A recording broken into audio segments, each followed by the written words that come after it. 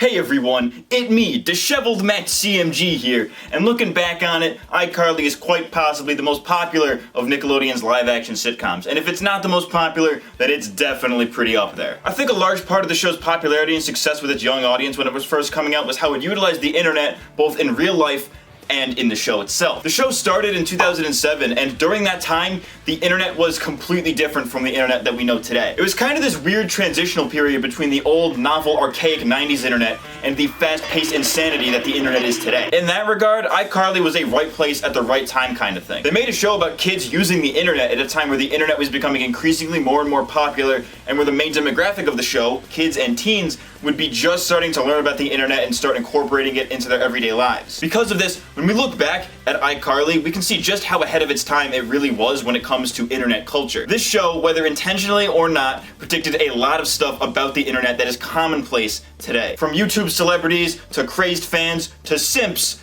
let's get weird, let's get wild, and let's get right into how iCarly predicted the internet. Let's get the obvious out of the way first.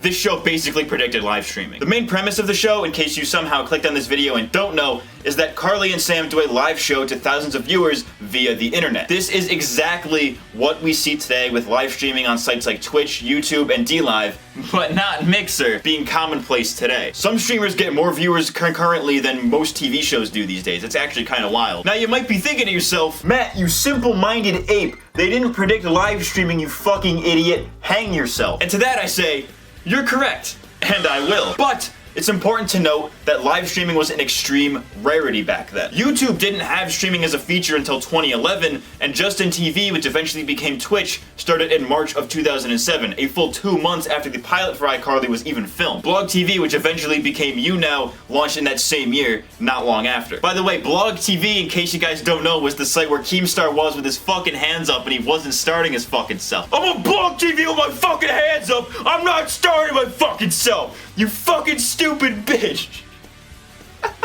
But anyways, I think it's safe to say that Dan, getting the Van Schneider, predicted the birth of live streaming as we know it today. Okay, fine, technically, live streaming has existed since the mid-90s and became increasingly popular in the mid-2000s, but back then, it was nowhere near the level that it's at today. The peak viewership for iCarly the web show is mentioned in the show to be somewhere in the millions. Wait, this is live on iCarly? Uh-huh, but don't worry. Only like a million people are watching, so... Which was completely unheard of back then, and even today, it's still hard to find a stream that consistently breaks 1 million concurrent viewers. Streams with numbers like these do happen, but they are a rarity. The first time this happened on a dedicated streaming site was on Twitch in 2017 with a CSGO tournament pulling over 1 million concurrent viewers. YouTube would later pull 2 to 3 million concurrent viewers for their streams for the 2016 presidential debates, but the record for the most concurrent viewers watching a live stream was in 2018 with the launch of the SpaceX Falcon Heavy peaking at over 8 million viewers. It is very important to note, however, that these streams were done by big corporations, not by individuals, which are a completely different story. For Twitch, the highest viewed stream done by an individual was in 2018 when Ninja Tyler Blevins streamed Fortnite for over 600,000 concurrent viewers. Granted, he was streaming with a mainstream celebrity like Drake, but to be fair, they also had mainstream celebrities on iCarly, so fuck it. iCarly certainly wasn't pulling SpaceX Falcon Heavy numbers, but it's still impressive that they were able to pull over 1 million viewers consistently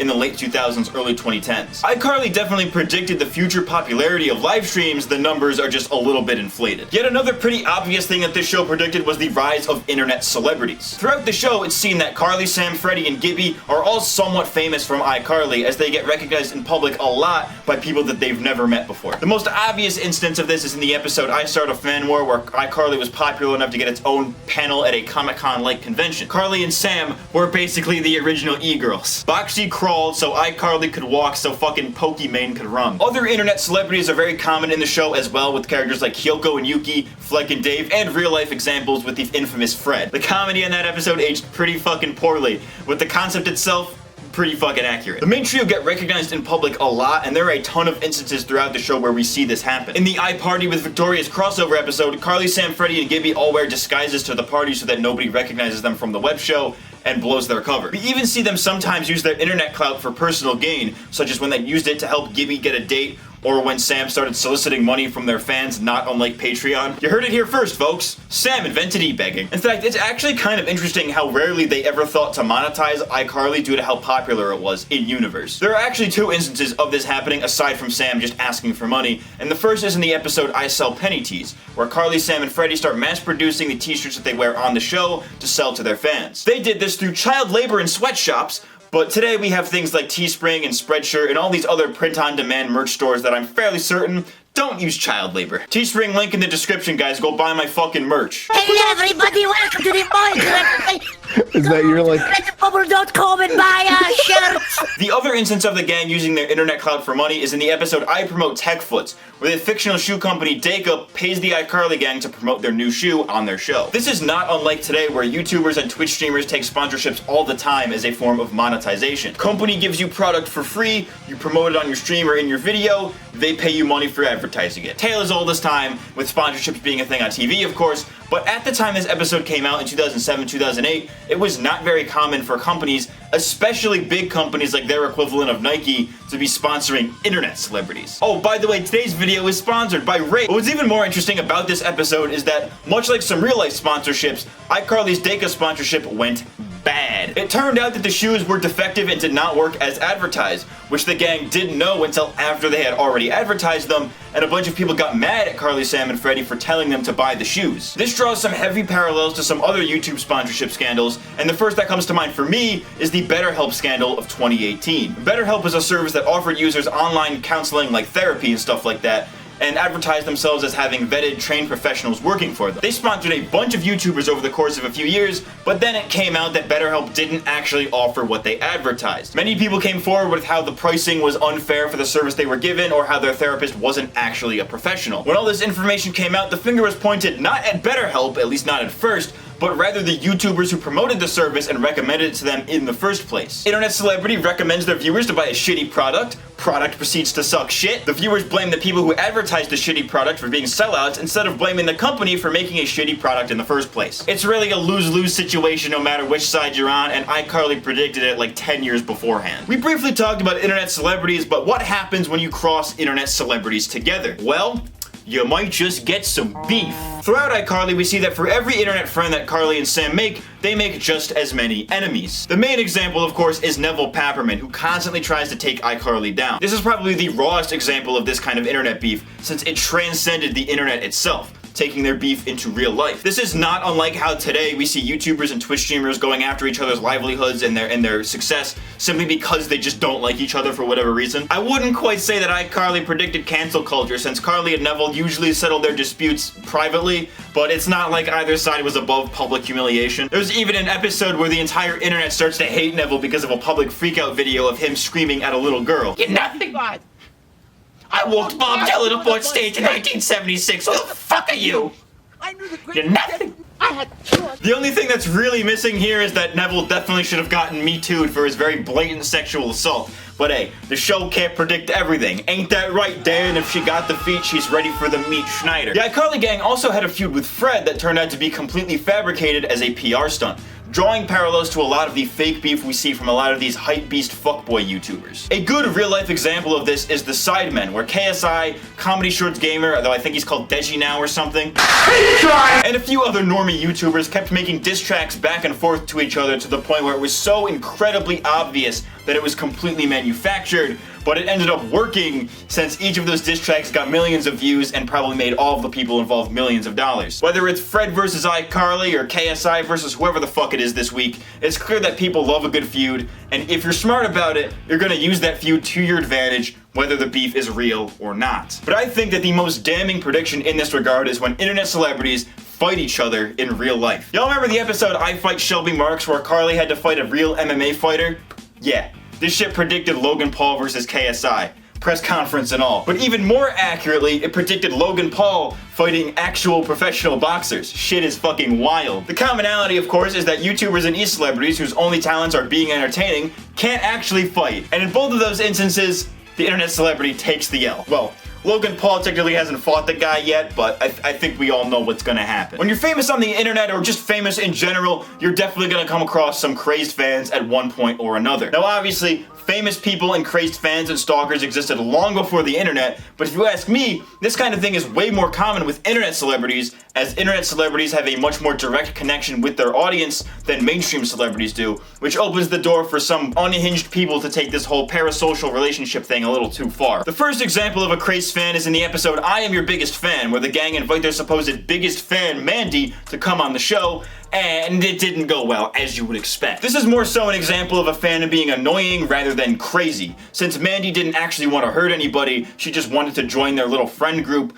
but couldn't take the hint that they weren't actually friends. This is an example of what happens when you take a parasocial relationship and then take it into real life. You get the fan who knows everything about you because they watch your stuff and they feel like they already know you, but you know nothing about the fan because it's such a one-sided relationship, but the fan doesn't always see how one-sided it is. You know, it takes a certain level of social ineptitude to not realize this, so stay mindful, my dudes. If you see your favorite e-celebrity out in real life, don't assume that you're already friends. Don't try to do like a friendly insult, because that's not how that works. They don't know you. Don't ask them a million fucking questions, and don't approach them if they're eating. A simple, hey, I like your stuff, or buying them a drink, or asking them to sign an autograph or something would suffice. You don't have to be a fucking crazy person. But seriously, don't fucking bug us while we're eating, please. But going back to iCarly, if Mandy is an example of a harmless crazy fan, then Nora Dershlet is an example of a harmful crazy fan. In the episode I, Psycho, Nora innocently asks for the iCarly crew to come to her birthday party, and she ends up trapping them in her basement for days with the intent of forcing them to be friends. Later in the episode I, Still Psycho, Nora returns,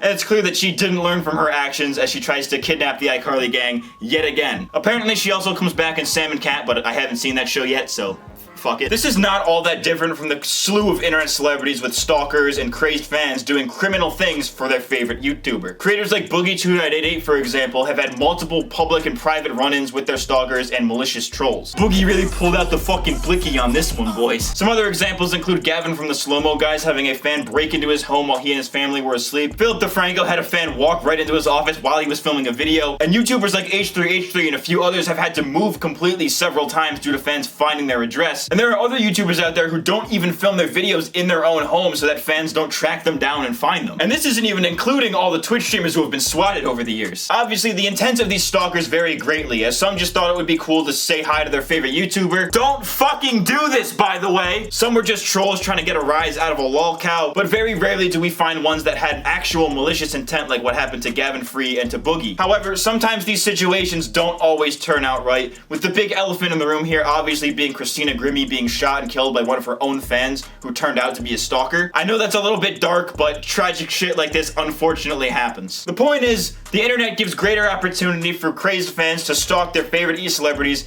and when left unchecked, that stalking and obsession can lead to heinous actions. This was something that iCarly predicted in a very comedic and lighthearted way, but still in a way that's very real. But enough of that serious shit. Let's talk about shippers. For those of you with normal social lives, shipping is when somebody wants two people to be in a romantic relationship. Hence, shipping. You know, like relationship, shipping. We usually see this kind of thing with fictional characters, like how in Avatar The Last Airbender, for example, many people shipped Katara and Zuko, creating the Zutara shippers, while others shipped Katara and Aang, creating the Katang shippers. This kind of thing is usually restricted to fictional characters, but sometimes some shipping communities get a little bit out of hand and start shipping real people together. A prime example of this are the people who unironically ship YouTubers Markiplier and Jacksepticeye. And while a lot of it is relatively innocent, there's always going to be the shippers that take things just a little too far. In the case of Septiplier, it started to get out of hand when fans made lewd fan art of the two, which probably would make anybody uncomfortable. Like, just imagine for a second if somebody you don't know made hentai of you and a platonic friend who you aren't romantically attracted to. It's fucking weird to have that happen. What's even weirder is when these people take the shipping stuff into real life, which is exactly what we see in iCarly. Throughout the later seasons of the show, the gang starts to come across fans who ship the iCarly gang with each other. There's the SETI shippers who ship Sam and Freddy, and the Creddy shippers who ship Carly and Freddy. This is prominently seen in the episode I Start a Fan War, where the iCarly panel goers get into a heated argument turned borderline riot over which ship was real. What's even more interesting is that even when all three of the iCarly gang debunked the idea that any of them were romantically involved, the fans just didn't care. They just kept fucking arguing and trying to justify where their ship was real. None of us are dating. You lie! We see this in real life all the time with YouTuber ships, where even when the e-celebrity shoots down all the rumors and whatnot, the shippers literally do not care and continue to ship them. Obviously, shipping two celebrities together wasn't unheard of when iCarly was first coming out, but it wasn't as widespread or as hostile as it is today. Since we're on the topic of love and relationships, if Carly and Sam were the original e-girls, then Freddie was the original simp. In the first few seasons of iCarly, Freddie makes it very clear that he is in love with Carly and would oftentimes do whatever she asked of him in the hopes of the two dating. If you've seen my Simps video, then you know that this is some textbook simp behavior. Freddie started doing this less and less as the show went on, but even then there were still episodes where dudes from the internet would constantly show their desperation to get with either of the two co-hosts. We've even seen some female simps do this for Freddie. We really need a word for female simps. Again, if you've seen my Simps video, then you'll know that simping isn't a new phenomenon and it predates the internet by a few years. But nowadays with the internet, we see simps using it to commit further simpery, which I think iCarly definitely predicted. But I think above all else, iCarly definitely predicted modern day internet humor, or at least was very instrumental in shaping it. Back when the show first started in 2007, the hottest memes out there in real life were ones like advice animals and rage comics, which were funny at the time, but were very formulaic. You see a velociraptor or a confused Keanu advice animal, then you're gonna get some pseudo-intellectual wordplay, or if you see a lolcat, you're gonna obviously get some LOL XD random humor. You know exactly what you're getting into when you see a bad luck Brian or a scumbag Steve, or God forbid you read the dreaded words of Lay Me from a rage comic. The memes of this age were very predictable and didn't age very well. But then we get to iCarly, a show that was spontaneous and random while also being very down to earth so that the randomness didn't become too overbearing. It was the perfect show to ease internet users of this old meme era into the idea that humor can come from randomness, that humor doesn't necessarily have to be relatable or structured, it just has to be funny, and that you can find humor in anything. Much of the material on the iCarly web show was surreal, random, and usually had no deeper meaning aside from just being funny. And while I personally didn't find those scenes all that funny compared to the rest of the show, their surrealist style of comedy is something that is arguably the strongest form of comedy out there today in meme culture. Memes these days can get pretty fucking surreal, and as a result, pretty hard to explain in words. Like, I can't tell you why low quality videos of monkeys or bottom text memes are funny, but they are, and that's what makes them surrealist comedy. You just cannot explain it. I think that iCarly definitely predicted this, maybe even pioneered it, since the show ended in 2012, which was right before the modern day dank meme started to become a thing, and right before Vine came out and shaped internet humor yet again. Buenos días, muchachalatas. The show itself also definitely had a big impact on the cast themselves, as Noah Monk, who played Gibby on the show, now does a YouTube channel called Sad World, which is 100% surrealist comedy. It's fucking great, by the way. Go check it out. The main message of iCarly is that it's okay to be weird and that you should embrace your abnormalities within reason, which is something that we see them do on the web show. But much like the early days of YouTube, they were broadcasting themselves. They were the same in real life as they were on the show. It's all for real. I'm telling you just how I feel, you know what I'm saying? The web show within the show started as just some kids having fun in their own unique way and sharing it with the internet, which is the exact same success story as many of the successful content creators that exist today. I know that I started that way, and honestly, I wouldn't have had it any other way. So to close this video out, Carly was an e-girl, Sam definitely frequented Rotten.com, Spencer was probably a Redditor, Freddie was definitely a Redditor, and Gibby, well, he's just Gibby. Gibby! Still waiting on that spinoff, guys. Still waiting. But that's all for this video. Hopefully I blew your mind with some of these comparisons. Hopefully you got a laugh or a giggle out of this one. My voice is all kinds of fucked from recording this, so fuck me, right? Leave a comment down below. Let me know what you think. Let me know if I missed anything that iCarly supposedly predicted. Leave a like on this video if you enjoyed it, and subscribe for more semi-comedic bullshit like this video. I've been MattCMG, and I'll see you next time. Thanks for watching. And we are clear. That was cringe. I'm not sorry.